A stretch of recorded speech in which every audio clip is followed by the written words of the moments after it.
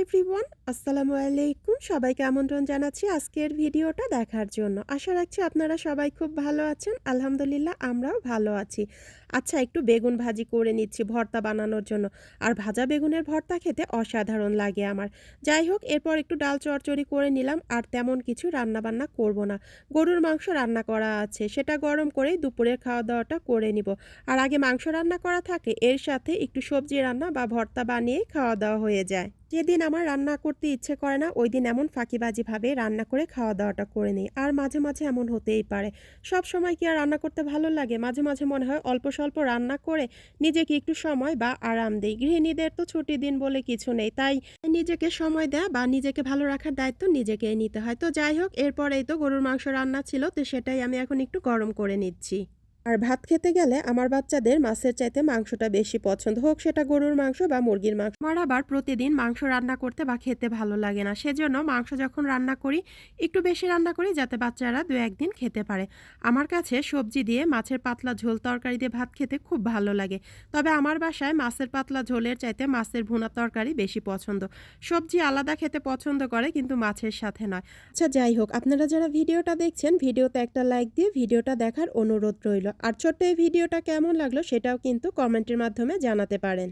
আচ্ছা, গরুর মাংস গরম করে নেওয়া হয়ে গেছে। এরপর হচ্ছে এই তো বেগুন ভর্তা করে নেওয়া হচ্ছে পেঁয়াজ, কাঁচা মরিচ, টেস্ট অনুযায়ী লবণ আর সরিষার তেল দিয়ে। আর কাঁচা পেঁয়াজ মরিচের ভর্তাটা খেতে অনেক ভালো লাগে। একটু ঝাল ঝাল হলে তো অনেক মজা খেতে ভর্তা। ইচ্ছা করলে একটু ধনিয়া পাতা দিলেও কিন্তু ভালো লাগে। তবে আবার ধনিয়া পাতাটা ভর্তায় খুব একটা ভালো লাগে না খেতে, এই কারণে ধনিয়া পাতাটা আমি আর দিচ্ছি না। আর বেগুন ভাজার সময় একটু লবণ হলুদ দিয়ে মেখে বেগুনটা ভেজে নিয়েছিলাম। তো এই কারণে হচ্ছে পেঁয়াজ মরিচের আর কি পরিমাপ অনুযায়ী লবণ দিয়ে এখন ভর্তাটাই তো তৈরি করে নেওয়া হচ্ছে। আচ্ছা, ভর্তা তারপর হচ্ছে মুড়ি মাখা, এগুলো আপনাদের ভাইয়া বানালে কেন যেন খেতে একটু বেশি মজা লাগে। তো এই তো বেগুন ভর্তা করে নেওয়া হচ্ছে, আর একটু বেগুন ভাজি রাখা হয়েছে। বেগুন ভাজিটা আবার আমার মেয়ে বেশ পছন্দ করে। বেগুন ভাজি, বেগুন ভর্তা এগুলো তার মোটামুটি পছন্দের একটা খাবার। এই তো দুপুরের খাবারে এই ছিল বেগুন ভর্তা, ডাল চচ্চড়ি, সেই সাথে গরুর মাংস আর হচ্ছে লেবু। আর গরম ভাতের সাথে ঝাল ঝাল এরকম ভর্তা দিয়ে ভাত খেতে খুবই ভালো লাগে এবং অনেক ভাতও খাওয়া যায়। সকাল রাত্রে হালকা পাতলা খেলেও দুপুরে কিন্তু পেট ভরে তৃপ্তি করে ভাত খেতে বেশ ভালো লাগে, যদি পছন্দের আর কি তরকারি হয়।